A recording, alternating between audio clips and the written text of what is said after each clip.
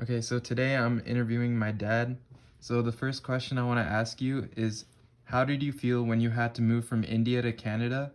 And what was that transition like compared to moving to California? Yeah, I moved to Canada from India in 2002. Um, I think that's the first time um, I fly in a plane. I never actually went in a plane before that, and also that was the first time I came out of India. So in that sense, it was really a, a very unique experience, something that I never actually only dreamed before, and it was something that is extremely important, or maybe I remember it very fondly. And also, I came to Canada to do my studies, and I had actually scholarship, and so it was not very difficult to actually. The transition was not very difficult. But moving to California was very different. Um, so before moving to California, I lived in Canada for 18 years, and that means I was already familiar with uh, the the socio-cultural political system here. So in that sense, those things were not new. I think what is new is the weather was completely different, because Montreal was actually a very cold place, and California is very sunny and warm, and so that we really appreciate. The other thing is I also got a job, so in that sense, so I was coming as a very fulfilled person, someone who achieved a full-time job. I think in that sense, that is little different from coming to Canada. But still, for me, I was more excited to come to Canada than actually coming to California. Okay. Okay, next question is what was it like growing up in India? Yeah, I got my first cell phone after coming to Canada. So I never had actually a cell phone until age 30. Um, I never had a TV, my own TV, until I came to Canada, maybe at the age of 30.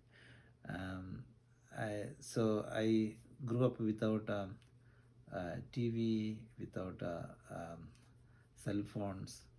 Um, and also, I grew up in a village in India, and we didn't have electricity until I was 17. That means until I graduated from my high school, and that means I used actually a kerosene lamp in order to study.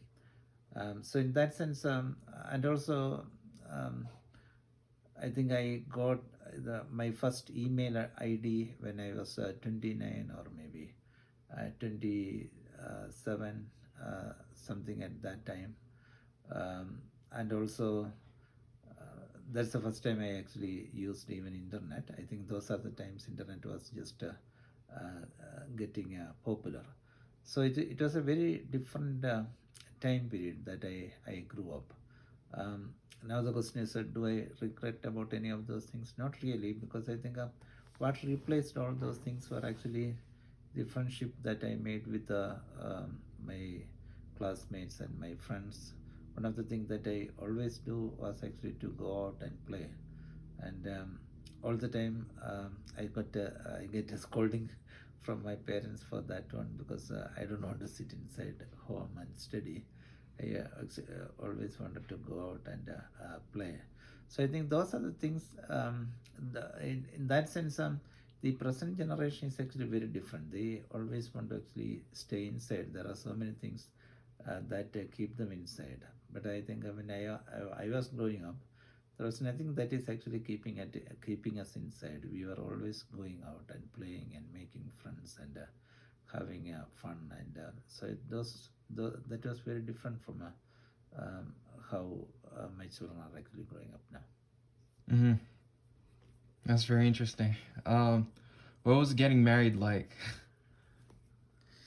Yeah, I think marriage is also considered very differently in India.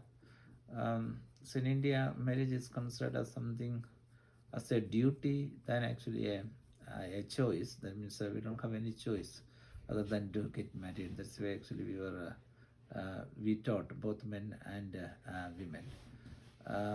So my marriage was an arranged marriage. Arranged marriage means I didn't know my wife. She actually grew up in a completely different, totally different part of India. So I think my home and her home is like maybe 2,000 kilometers, or maybe 1,500 miles. Um, so um, it is one of my cousin who worked as a pastor who proposed this girl to me. She was attending the same church of my cousin. In that sense, there was no dating, and it's very different how the marriage is actually considered here in the West. But I think the other thing is that marriage is also um, a stepping stone to make a family. I think that is the concept of marriage actually in India. Marriage is just a stepping stone. So I think ultimately what the society wanted is I need to have children, and I need to um, make the, or maybe grow the children in a traditional setup. I think that those were the expectation of the society. So in that sense, again, the concept of marriage and also family is very different in India. So I think that it is considered as my it's someone's duty, and that's the only way the life, or that is one of the goals of life. And if that is actually not done, then the life is not complete. I think that's what people think, or maybe that's what people in my society actually think about marriage and family. Mm-hmm. Okay, what's your perspective on the American dream, and do you think it has changed over the years? Um, I lived actually in Canada for 18 years. So in that sense, for me it was more a Canadian dream than actually an American dream, because I I was never planning to actually come to yeah, America, or maybe to US. That's the meaning of American dream, or that's the way I actually consider American dream.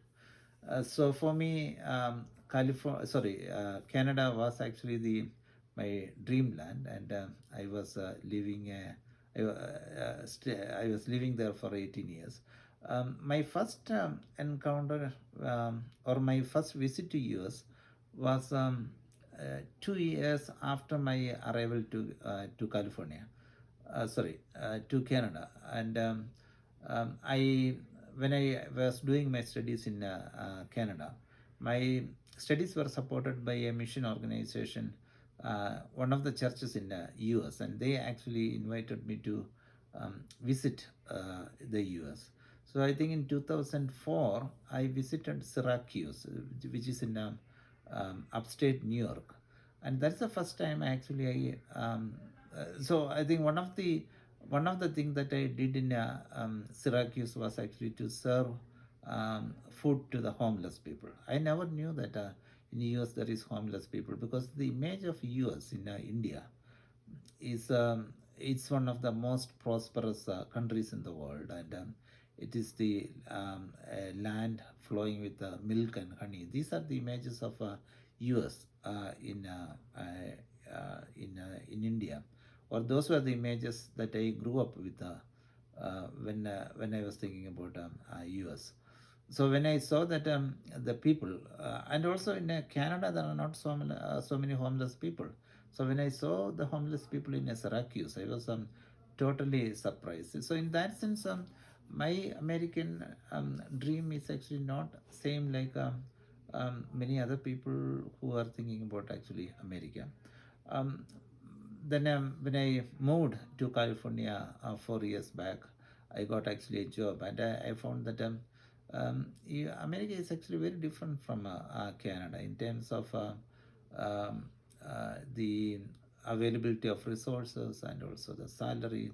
They all are very different. So I think that there is something known as the American dream. At the same time, we also should not actually forget all the inequality in terms of the racial tensions, or maybe the economic the disparity between rich and poor, and also between various communities. So I think those are the other side of the American dream, and I am actually familiar with both these sides. Okay, that was a very good answer. Okay, so my last question to you um, would be, what advice would you give to a college student in 2023? I always tell my students that to be optimistic. That is one of the thing that I always actually tell my students. Um, so if you there are so many things that can make you actually pessimistic, maybe about the situation of the job market, or maybe the racial tensions, or maybe so many other reasons can make you pessimistic. But I always want, or I always actually tell my students to be optimistic, because if you are not optimistic, then you won't be able to face the challenges, or you won't be able to overcome the challenges. I think that is one of the major thing that I want to, or one of the main thing that I want to actually advise the students of 23. The other thing is that just like I was talking about the American dream, we always need to remember that um, we all we all are actually having a standing actually on a history. So the history of this country is um, is a very mixed history. That means it has a history of colonialism and slavery. At the same time, it also has actually a history of science development in science, technology, then the prosperity, economics. All these things are also there. So both need to be actually balanced, and in order to actually live a life that is um, or maybe for the future, what I am thinking is that forgetting the history will not actually help us to live meaningfully. And in order to understand where we are actually coming from, we should know the history of this country, and also history of our own families.